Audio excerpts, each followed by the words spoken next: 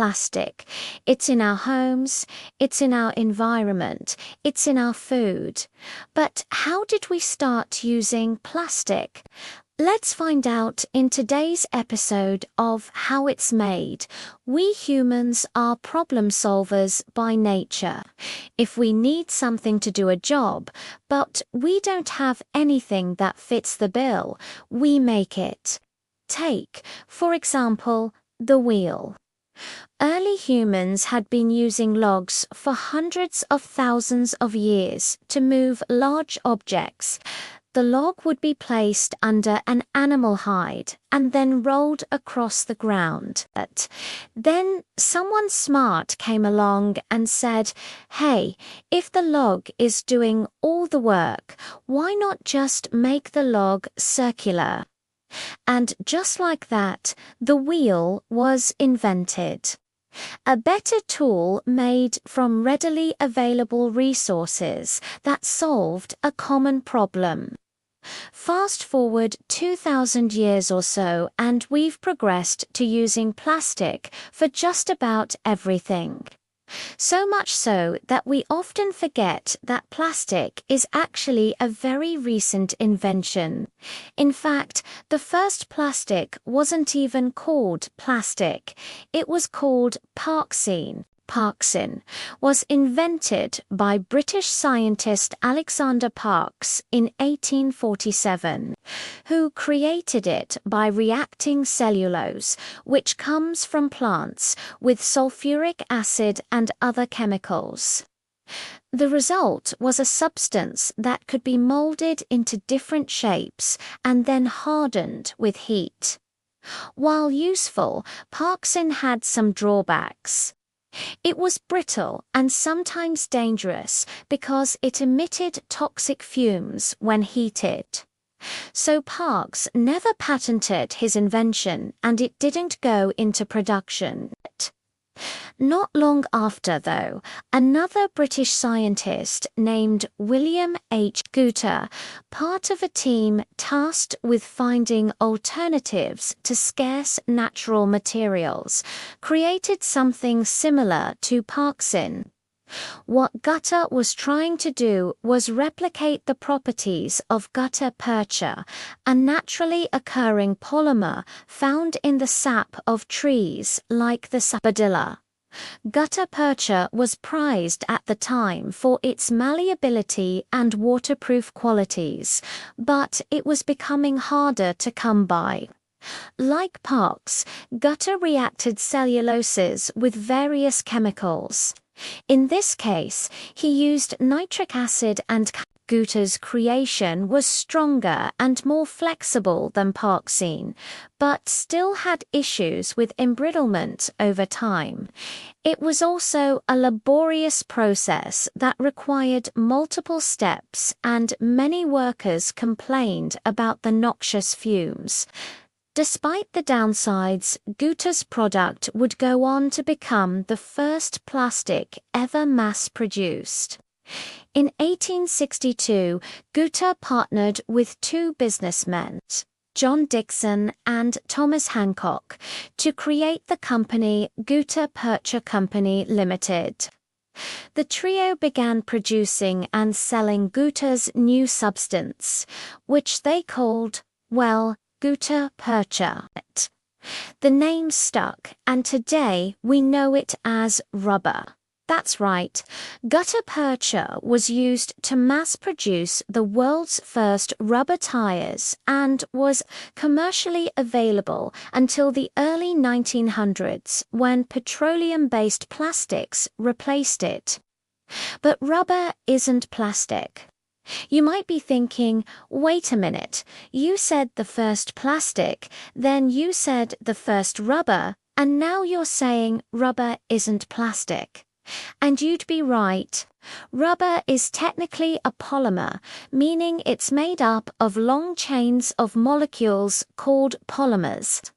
Polymers are plastics, but not all plastics are polymers.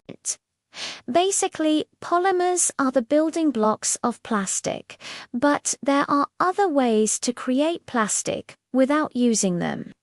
So, what was the first true plastic? We'll tell you right after. The first truly synthetic plastic, that is, plastic that wasn't derived from natural sources, was invented accidentally by Belgian pharmacist Leo Beckland in 1907.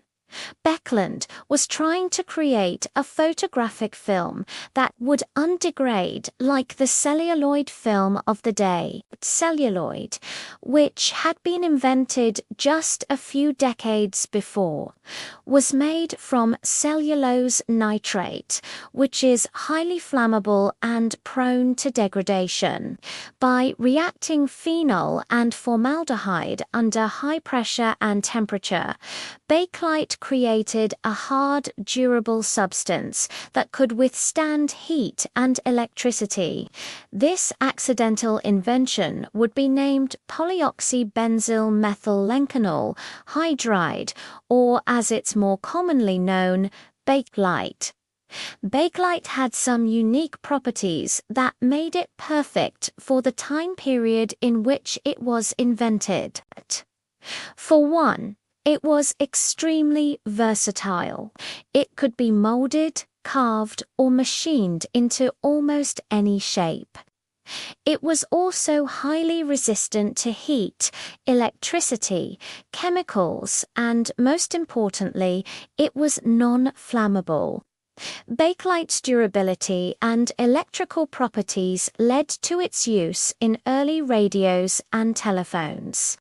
But soon its uses expanded to include jewelry, cigarette cases, cookware, and even billiard balls. People were so enamored with this new material that it was even referred to as the material of 1,000 uses. While incredibly useful, Bakelite and other phenol formaldehyde plastics are unused much anymore due to their tendency to yellow over time. Also, they're made using phenol, which has since been classified as a human carcinogen. Despite the health concerns, phenol formaldehyde plastics remain useful in certain applications where extreme heat resistance is necessary, such as in brake pads and industrial coatings. Leo Beckland's invention opened the floodgates for new plastics and new processes for making them. Over the next few decades, dozens of new plastics were invented and refined, each with their own set of properties and uses. One of the most common types of plastic, polyethylene terephthalate, or PET for short, wasn't invented until 1941. PET is commonly used for soda bottles and clothing fibers like polyester. Another common plastic, polystyrene, was invented in 1930 and is used for everything from disposable cups to CDs.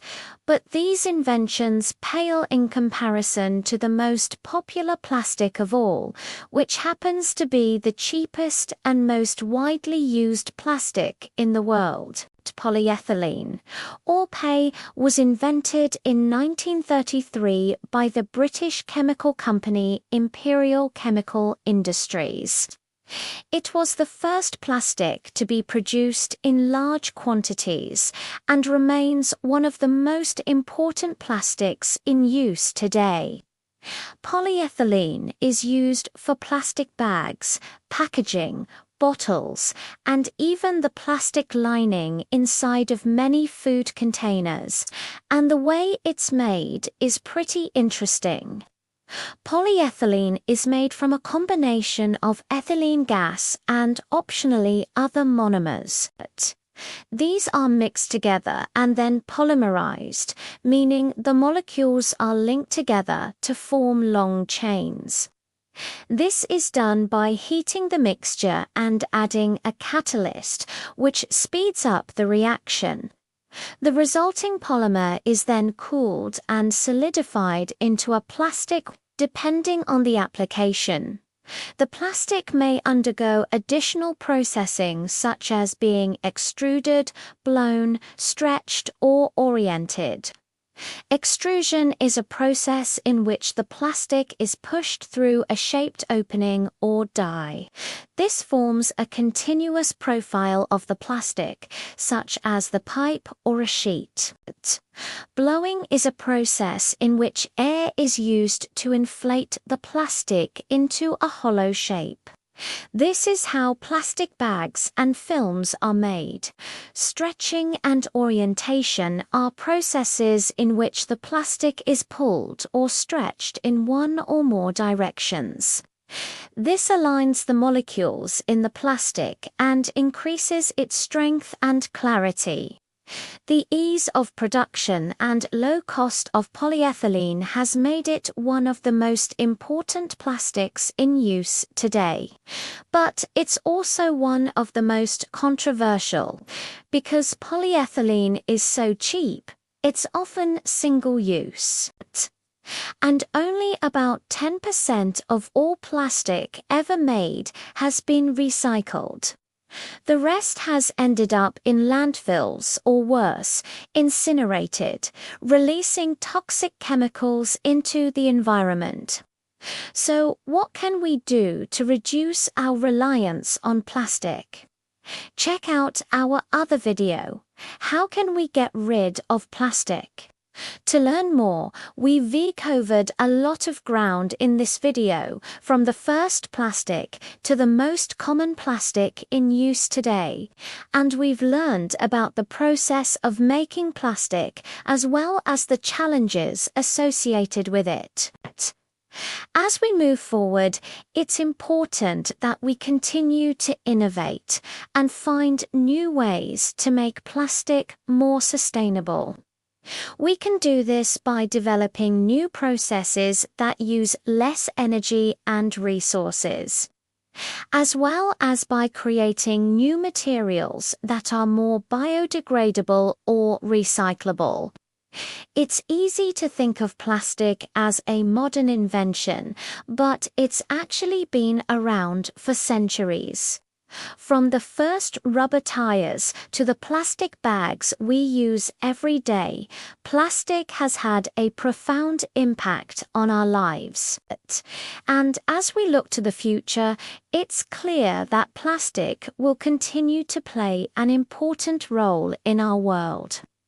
Thank you for watching, and let us know in the comments what you think the next big breakthrough in plastics will be. Will it be biodegradable plastic that's made from algae or something else entirely?